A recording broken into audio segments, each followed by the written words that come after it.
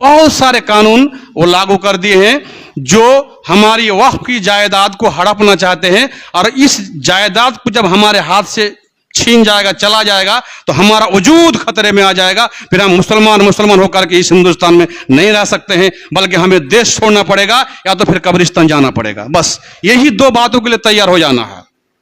हम सब लोगों को ये जानना जरूरी है कि वक्फ क्या चीज है, और ये जो बिल पास हुआ, ये बिल क्या चीज है, और अगर ये बिल हमारे खिलाफ है तो फिर इसकी दिफा के लिए,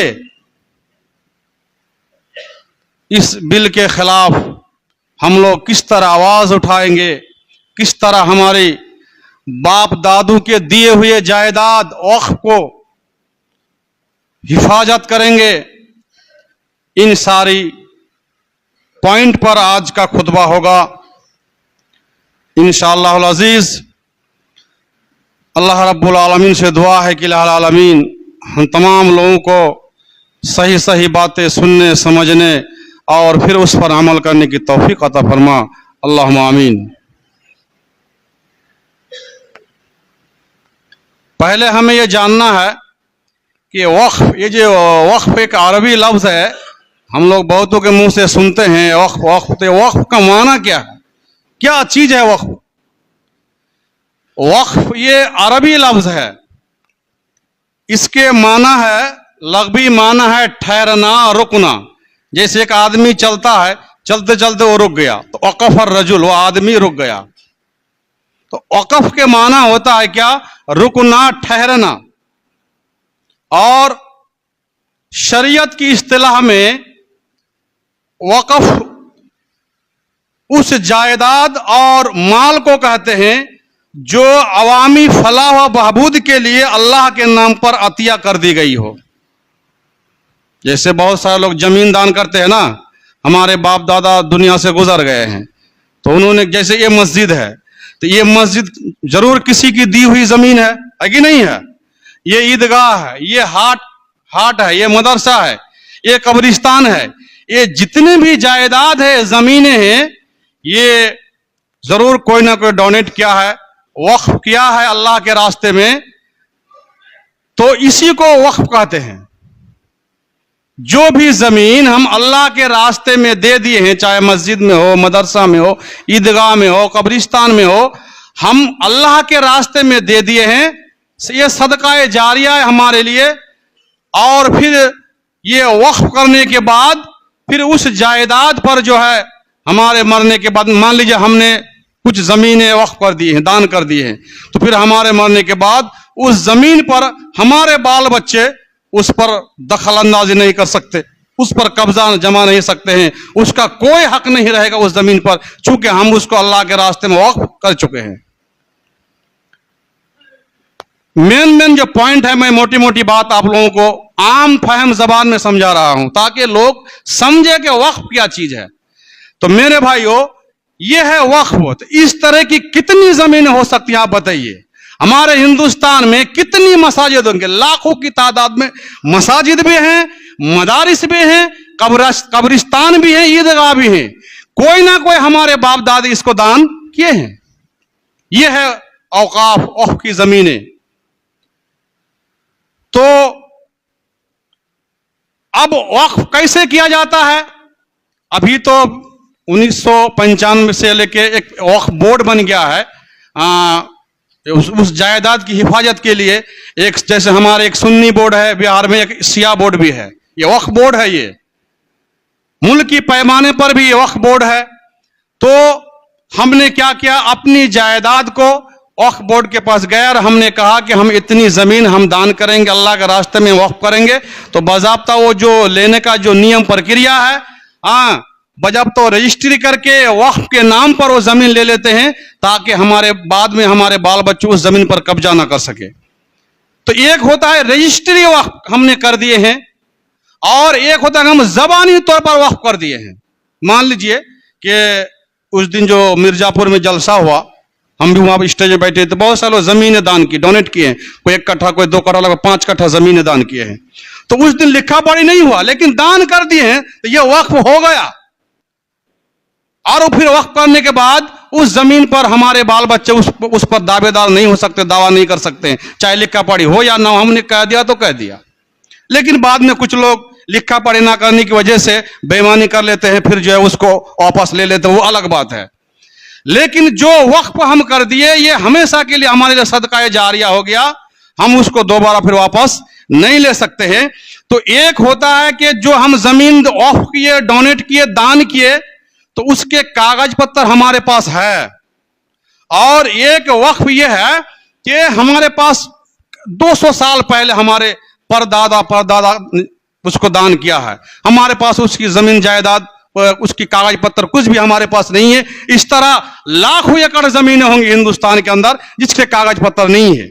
लेकिन हिंदुस्तान के कानून में, संविधान में ये वक्फ बाय यूजर करके नाम से एक पॉइंट जो है कानून पास है, waqf by user. Waqf by user किसको कहते हैं? मान लीजिए हम 200 साल पहले हमारे बाप दादों ने कुछ जमीनें दान किए हैं, उसकी कागज पत्र अभी नहीं है, लेकिन मुसलमान जो है उस जमीन पर जो है अपना फायदा ले रहे हैं। कब्रिस्तान है, ईदगाह है, बरसों से हम उस पर नमाज पढ़ रहे हैं, बरसों से हम उस पर क्या हम कब्र दे रहे हैं, अपनी मैयतों को कब्र दे रहे हैं। तो जिस जमीन पर, जिस डोनेट की हुई जमीन पर, वक्फ की जमीन पर बरसों से हमारा कब्जा है, हम उसको इस्तेमाल करते हैं, वो जमीन सरकार नहीं ले सकती। ये कानून पर लिखा हुआ है बाज़ाब्ता। लेकिन सरकार ने अभी जो अमेंडमेंट बिल पास किया है, इस कानून में क्या लिखा है कि जिस जमीन की कागज पत्र आपके पास नहीं है वो जमीन सरकार की हो जाएगी। और जब उसकी हो जाएगी तो उसकी मन, उस जमीन पर मंदिर तोड़ के मस्जिद बनाए या मस्जिद तोड़ के मंदिर बनाए, आप उसको रोक टोक नहीं कर सकते हैं।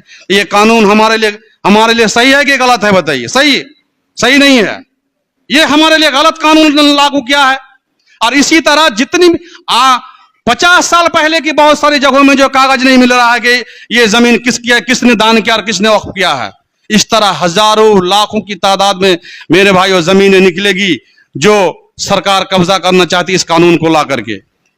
दूसरी बात है, वक्फ कौन कर सकता है? वक्फ करने के लिए भी हम लोग जाते हैं, जब अंग्रेजों की हुकूमत थी यहां पर, उससे पहले जब मुसलमान 700-800 साल तक इस हिंदुस्तान में हुकूमत किए, उस टाइम में राजा महाराजा लोगों ने मुसलमान हिंदुओं को दान करते थे और हिंदू लोग मुसलमानों को वक्फ करते थे, जमीन दान करते थे। ये नियम था, आज भी नियम है। कोई अगर हिंदू चाहे कि हम कुछ जमीनें जो है मुसलमानों की किसी मदरसा में दान कर दे, कर सकता है। कोई अगर मुसलमान चाहे हम अपनी जमीन को किसी हिंदू वक्फ बोर्ड में हम दान कर देंगे तो भी कर सकता है। ये कानून में लिखा हुआ है। लेकिन उन्होंने इस कानून में क्या लिखा है? कोई भी हिंदू मुसलमानों को वक्फ नहीं कर सकते हैं। और तो और एक बात क्या लिखा है इस वक्फ अमेंडमेंट बिल के अंदर कि जो भी मुसलमान वक्फ करेगा जमीन को, उस मुसलमान को कम से कम 5 साल बाअमल मुसलमान होना चाहिए। सिर्फ मुसलमान ही नहीं, देखिए कितनी शातिराना अंदाज में कानून पेश किया है, पास किया है कि जो मुसलमान चाहे मुसलमानों को ही क्यों ना जमीन दान करे, डोनेट करे, उस मुसलमान को कम से कम 5 साल बाअमल मुसलमान होना चाहिए। अब वो मुसलमान दावा कर तो नहीं होगा, हाँ आपका अमल क्या है, आप सही से नमाज पढ़ते कि नहीं पढ़ते हैं, आप रोजा करते कि नहीं करते हैं, आप अमानतदार है कि नहीं है, आप ईमानदार है कि नहीं है, ये सारा गौर खुद शुरू करो। आज के डेट में कितने ईमानदार आपको मिल जाएगा, मिलेगा? हाँ, शीशा लगा दिया है कि 5 साल तक बाअमल मुसलमान होना चाहिए। इस तरह मेरे भाई और दोस्तों बहुत सारे कानून वो लागू कर दिए हैं जो हमारी वक्फ की जायदाद को हड़पना चाहते हैं। और इस जायदाद को जब हमारे हाथ से छीन जाएगा, चला जाएगा, तो हमारा वजूद खतरे में आ जाएगा। फिर हम मुसलमान होकर के इस हिंदुस्तान में नहीं रह सकते हैं, बल्कि हमें देश छोड़ना पड़ेगा या तो फिर कब्रिस्तान जाना पड़ेगा। बस यही 2 बातों के लिए तैयार हो जाना है। ऐसा कानून लागू कर दिया है मेरे भाई और दोस्तों। दूसरी बात क्या है, ये वक्फ सिर्फ आज नहीं है, हमारे नबी जनाब मोहम्मद रसूलुल्लाह सल्लल्लाहु अलैहि वसल्लम के ज़माने से वक्फ। सबसे पहले जब मदीना गए तो अल्लाह के नबी जनाब मोहम्मद रसूलुल्लाह सल्लल्लाहु अलैहि वसल्लम ने मस्जिद नबवी के लिए ज़मीन वक्फ किया।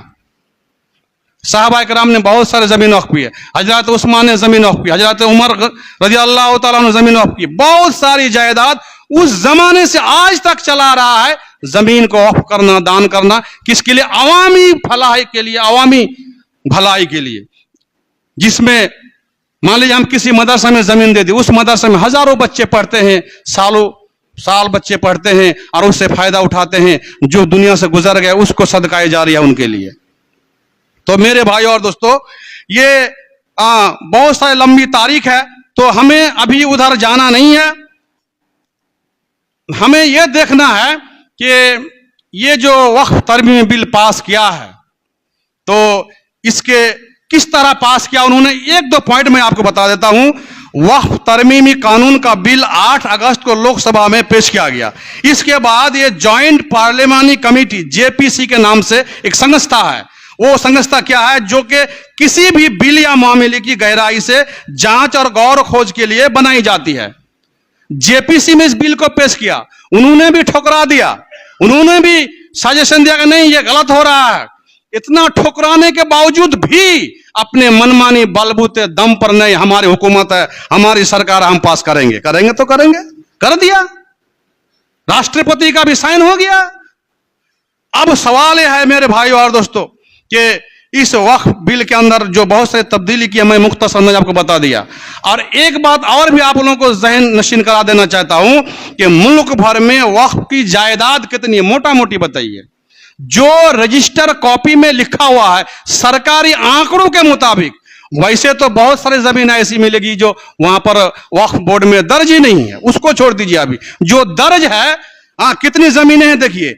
इंडियन रेलवे और फौज के बाद वक्फ बोर्ड के पास सबसे ज्यादा जो आज जमीन है, ये जो रेलवे है ना, हमारे इंडियन रेलवे, इन्हीं के पास बहुत सारी जमीनें हैं, दानशुदा जमीनें हैं। इसके बाद दूसरी नंबर पर अगर जमीन है तो किन के पास है, ये वक्फ बोर्ड के पास हिंदुस्तान में सबसे ज्यादा जमीनें हैं।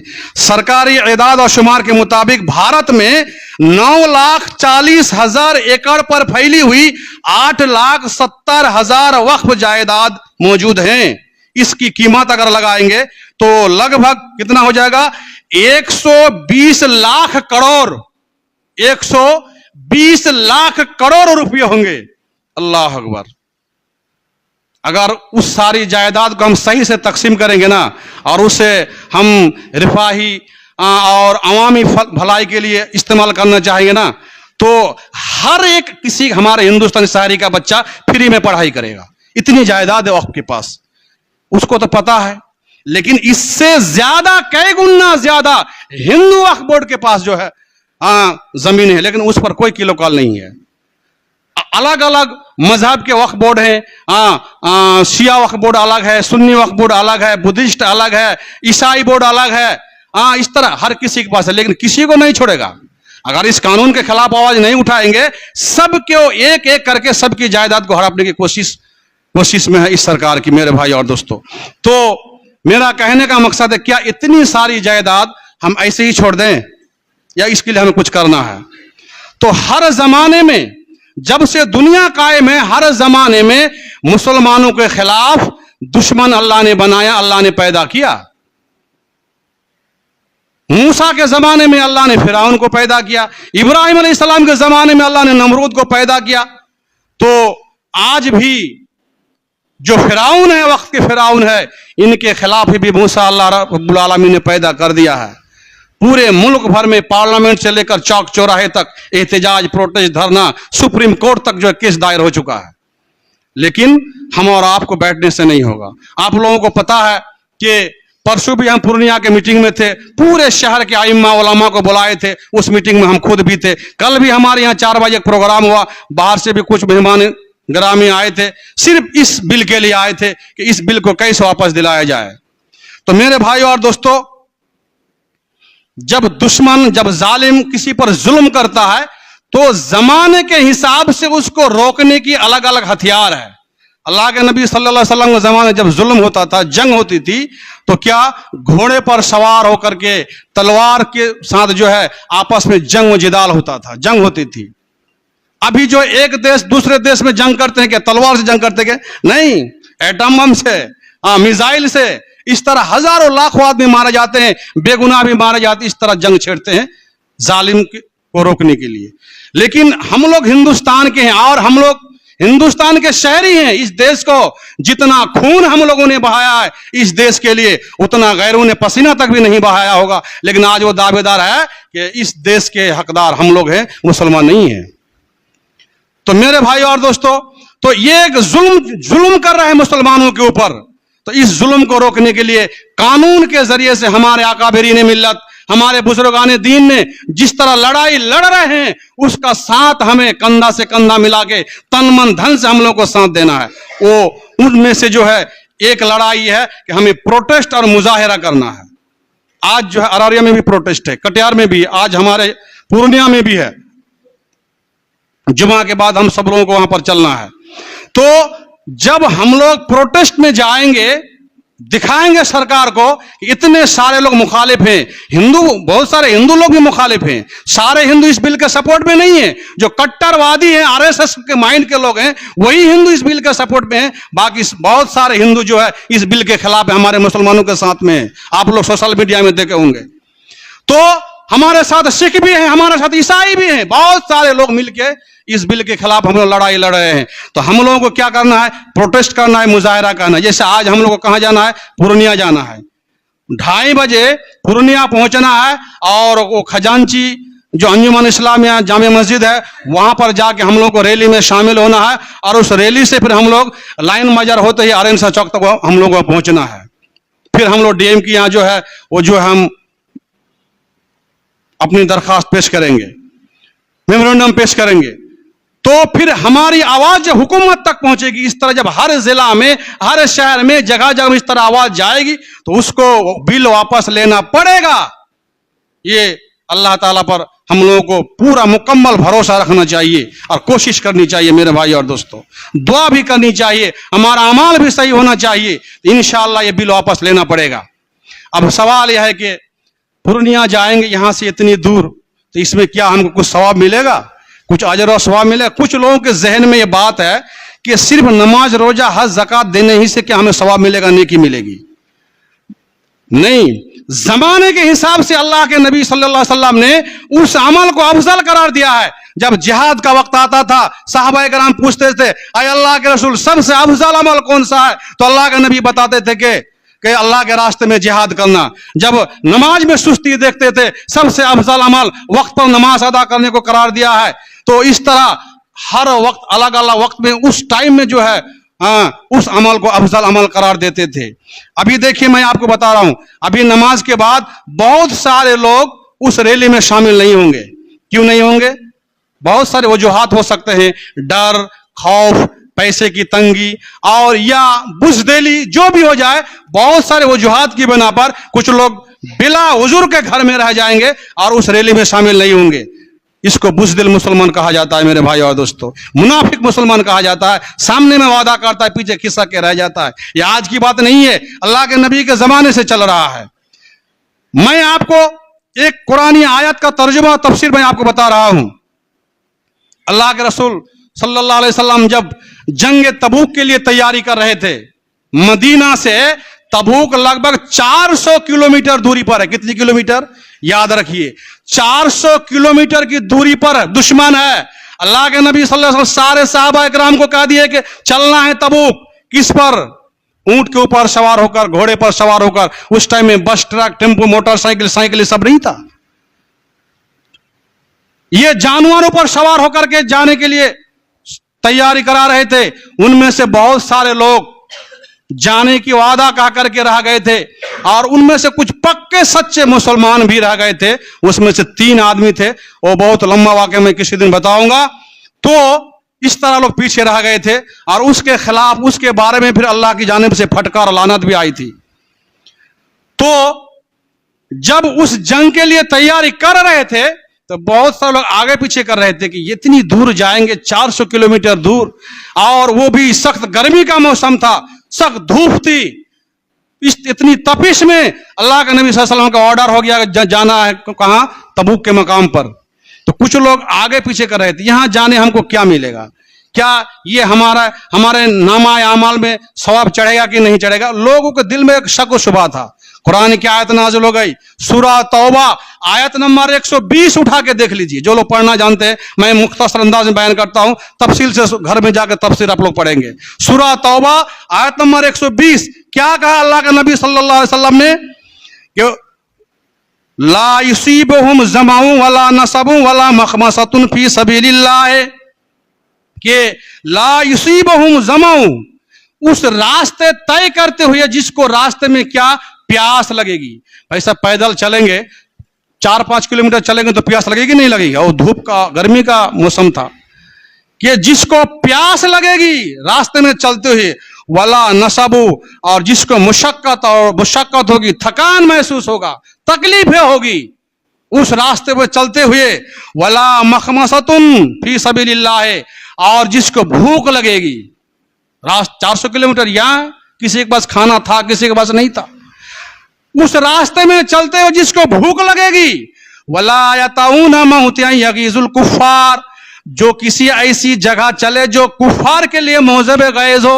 आप जब रास्ते में चलेंगे ना तो जो हमारे दुश्मन है, जो कुफ्फार है, मुशरिकीन है, ये लोग खुश होंगे कि नाखुश होंगे? नाखुश होंगे। अरे बाप रे, मुसलमान तो जाग गए हैं, ये तो हमारे खिलाफ आ रहे हैं, हम लोग बिल पास कर चुके हैं और ये लोग बिल वापस कराने के लिए आ रहे हैं। ये लोग खुश होंगे? खुश नहीं होंगे, गैज गुस्सा होंगे। और गुस्से की वजह से आप पर गलत तरीके से आप पर मुकदमा हो सकता है, गलत तरीके से आपको जेल हो सकता है, गलत तरीके से आप पर अटैक भी हो सकता है। ये सारे खतरात हो सकते हैं हमारे सामने। फिर भी अल्लाह रब्बुल आलमीन क्या फरमाते हैं, वला यताऊना मौतिया यगीजुल कुफ्फार, जिस रास्ते से तुम जा रहे हो तुम्हें देखकर कुफर भड़क उठेगा, गुस्सा में आ जाएगा। वला यनालूना मिन अदुबिन नैला, और दुश्मनों की जो खबर ली, दुश्मन जैसे हमारे बिल पास कर दिए, कैसे हम लोगों को पता चला? जरूर वहां पर हमारे आदमी है तभी तो हमें पता हुआ कि इस तरह का बिल पास कर दिए हैं। तो जो भी दुश्मनों की खबर लेते हैं, चाहे जासूस के जरिए से हो, चाहे मुखबिर खबर लेने वाले को भेज करके हो, इस तरह दुश्मन हमारे खिलाफ क्या क्या कर रहे हैं हम उसकी खबर ले रहे हैं, चाहे मीडिया के जरिए से हो, चाहे किसी रिपोर्टर के जरिए से हो। ये सारे काम जो हम लोग अंजाम दे रहे हैं, कर रहे हैं, इसके बदले में अल्लाह ताला हमें क्या देगा? इल्ला कुतिबा लहुम बिही अमलुन सालिह, इन सब पर उनका एक एक नेक काम लिखा जाएगा। हमारे सालेह अमाल, नेक अमाल के रजिस्टर में इन सारे अमाल को लिखा जाएगा। हर कदम पर एक एक नेकी हमें मिलेगी। मेरे भाई और दोस्तों, इन्नल्लाह ला युज़ीउ अजरल मुहसिनीन, हाँ यकीनन अल्लाह ताला मुखलिसीन का अजर जाय नहीं करता है। अब बताइए, एक एक करके खोल खोल करके अल्लाह रब्बुल आलमीन ने बता दिया कि सिर्फ नमाज ही इबादत नहीं है, सिर्फ रोजा ही इबादत नहीं है, बल्कि तुम अपनी हिफाजत के लिए, मुसलमान भाइयों की हिफाजत के लिए, अपने मादरी वतन की हिफाजत के लिए, अपनी जायदाद की हिफाजत के लिए, अपने औकाफ की जमीन की हिफाजत के लिए, अपने ईमान की हिफाजत के लिए, अपने मसाजिद, मदारिस, मकातिब, ईदगाह, खानका, कब्रिस्तानों की हिफाजत के लिए अगर एक कदम आप अगर दुश्मन की तरफ चलते हैं तो हर हर कदम पर आपकी नेकी लिखी जाएगी, हर हर कदम पर आपका अजर सवाब लिखा जाएगा। मेरे भाई और दोस्तों, इसलिए जब 400 किलोमीटर दूर तय करके दुश्मनों के मुकाबला के लिए जा सकते हैं तो हम यहां से 10-15 किलोमीटर नहीं जा सकते हैं? जा सकते नहीं जा सकते? जा सकते मेरे भाई और दोस्त। इसलिए हमें किसी को आज पीछे नहीं हटना है। जुमा की नमाज के बाद हमें फौरन निकालना है और उस रैली और मुजाहिरे में जाके हमें शामिल हो जाना है। लेकिन कुछ लोग तो जाना चाहते हैं, लेकिन सही माने में उनके पास उतना माल नहीं है। बहुत सारे लोग आज भी ऐसे हैं कि बहुत ही मजबूर हैं, उनके पास 50 रुपया, 10 रुपया, 20 रुपया उनके पास नहीं है कि हम टेम्पो ऑटो भाड़ा से हम जाए। तो उसके लिए क्या करना है? जिनके पास गाड़ी हो अपने भाई को गाड़ी में बैठा ले। किसी को अल्लाह ने माल दिया है, हम 10 को टेम्पो रिजर्व करके हमारे दूसरे भाइयों को वहां पर पहुंचाएंगे। इसके लिए भी ये भी आपके लिए सदका जारिया होगा। दूसरी आयत में अल्लाह रब्बुल आलमीन वही कहा, वला युनफिकूना नफकतन सगीरतन वला कबीरतन वला यक्तऊन वादियन इल्ला कुतिबा लहुम लियजज़ियहुमुल्लाहु अहसना मा कानू यअमलून। क्या कहा अल्लाह रब्बुल आलमीन ने?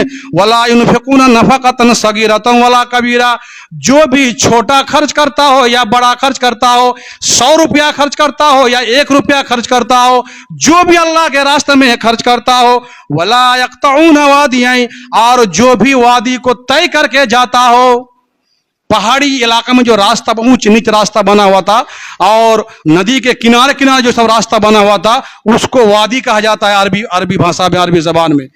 तो हमारे लिए तो वो कठिन रास्ता आज नहीं है। हम लोग बस प्लेन रोड पर गाड़ी पर सवार होकर के जाएंगे, खुद की गाड़ी नहीं है, किसी दूसरे भाई की सहारा लेंगे और उसके साथ हम लोग खुद वहां पर पहुंचेंगे। तो जो भी इस तरह करेंगे, खुद भी जाएंगे, दूसरे भाइयों को भी लेके जाएंगे, इल्ला कुतिबा लहुम लियजज़ियहुमुल्लाहु आसना मा कानू यामलून, ये सब उनके नाम लिखा गया ताकि अल्लाह ताला उनके कामों का अच्छा से अच्छा बदला दे। इतना अल्लाह ताला आपको अजर अजीम देगा कि आप हिसाब नहीं कर सकते। मेरे भाई और दोस्तों, ये हमारी वक्फ की जायदाद हिफाजत करने का एक तरीका जो आज हमें प्रैक्टिकल करके दिखाना है। मेरे भाई और दोस्तों, वक्त हो चुका है, मैं और आगे ज्यादा नहीं बढ़ना चाहता हूं। मैं आखिर में फिर आप लोगों से यही कहना चाहता हूं मेरे भाई और दोस्तों, जो लोग घर में बैठ जाएंगे, नहीं जाएंगे, वो भी बच नहीं सकते हैं।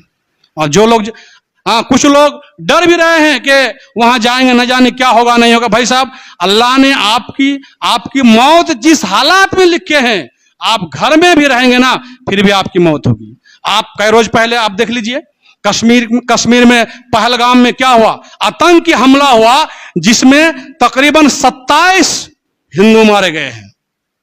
ये एक मुसलमानों को बदनाम कराने के लिए एक साजिश, एक प्लान के तहत ये काम अंजाम दिया। जिन लोगों ने भी ये काम अंजाम दिया और जिन आतंकवादियों ने ये हमला किया, मैं उसकी सख्त मजम्मत करता हूं। मैं सरकार से, मैं हुकूमत से मैं अपील करता हूं कि ऐसे जालिमों को, ऐसे मुजरिम को, ऐसे आतंकवादियों को सख्त से सख्त सजा दी जाए। इस्लाम का मजहब ऐसा नहीं है कि किसी पर जाकर अचानक हमला कर देना।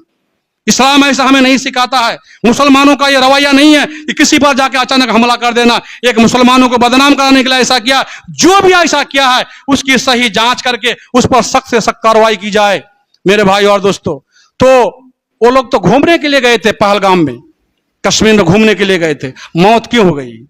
इसलिए आप कहीं भी जाए, चाहे घर में रहे, अल्लाह के अगर आपकी मौत लिखी है तो उसी हालात में मौत होगी। अल्लाह ने आपके सामने परेशानी लिखी तो परेशानी होगी, लेकिन हमें अल्लाह ने जो हुक्म दिया है, अल्लाह के रसूल ने जो हुक्म दिया है, हमें उस पर अमल करना है, चाहे हमारे मुकद्दर में जो लिखा है वो होगा।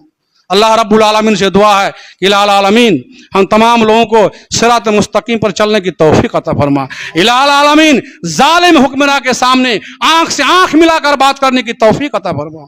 आमीन। व आखिरु दाअवाना अल्हम्दुलिल्लाहि रब्बिल आलमीन व मा अलैना इल्लल बलाग व अलैकुमुल हिसाब।